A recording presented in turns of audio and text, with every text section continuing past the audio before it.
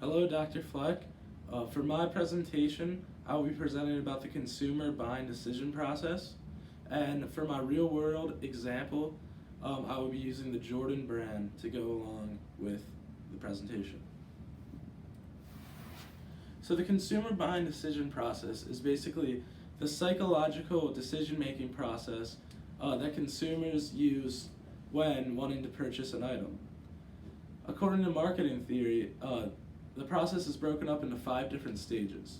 The first being the problem recognition stage, the second being the information search, the third being the evaluation of alternatives, the fourth being the purchasing stage, and the fifth being the post-purchase evaluation. So as for the problem recognition stage, which is the first stage of the process, this is where consumers become aware and start to think they need a new product, or even if they are in actual need of a product, this is where they become aware of it. Businesses try to speed this process up by putting out deals, putting package deals, sales, and releasing new products to make consumers think they need the next product, or they need to buy the product because it's cheap, it's on sale. This basically starts up the problem recognition stage for consumers, and that's why businesses do it. And as for the Jordan brand, they do a very good job with speeding up the problem recognition stage, because whenever they have a new release of a shoe, they build a lot of hype around it. They post it on social media for weeks. They put it everywhere, and their buyers get very excited about it. And as you see pictured on the slide, they'll line up miles long, staying overnight to buy the next shoe outside the store. And that's a very good job of creating recognition for your product and for consumers. The second stage is the information search. Now this is where consumers, once they've recognized that they need a product and that they want a product, this is where they basically look it up, look for information on the product. Now this is broken up into half internal search, which is basically just what people know about a brand. What they've heard. It's all in their mind. They think about what they've heard from the brand, and if they've heard that it's a good brand, and that helps base their decision. And that's the internal search. And then it's half the external search, which would be you're Googling a product, Googling a company, and reading up about them. Jordan does very good in both internal searches and external searches for people. This is because they're a very well-known brand. They're a household name, especially for shoes, so people know about them. People know that they're going to have very good quality shoes, very good-looking shoes for people.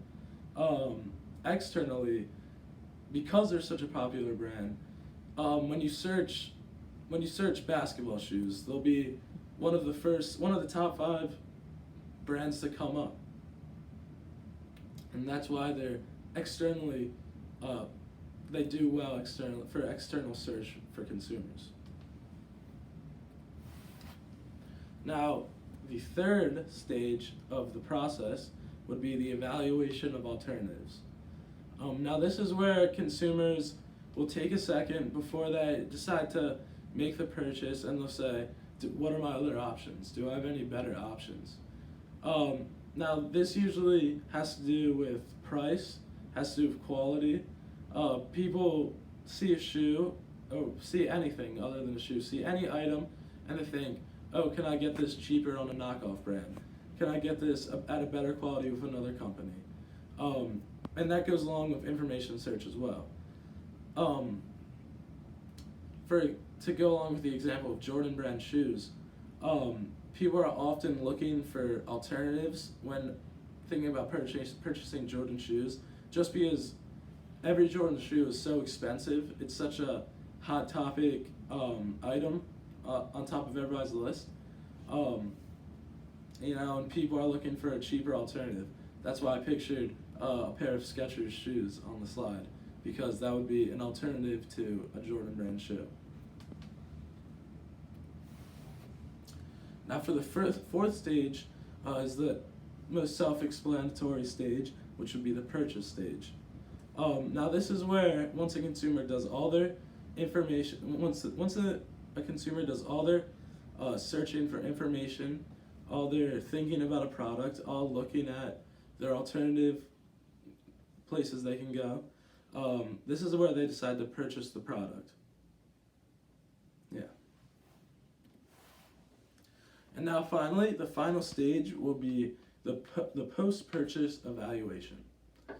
Now, this is where a consumer will be done the purchase, they will have whatever item they purchased, and they will have to think on if it was a good purchase or if they wish they didn't purchase the item. Now, something along with this would be cognitive dissonance. So cognitive dissonance is basically the doubt on if a purchase was a good idea or not. This happens to many people when they buy expensive items or maybe low quality items for cheaper.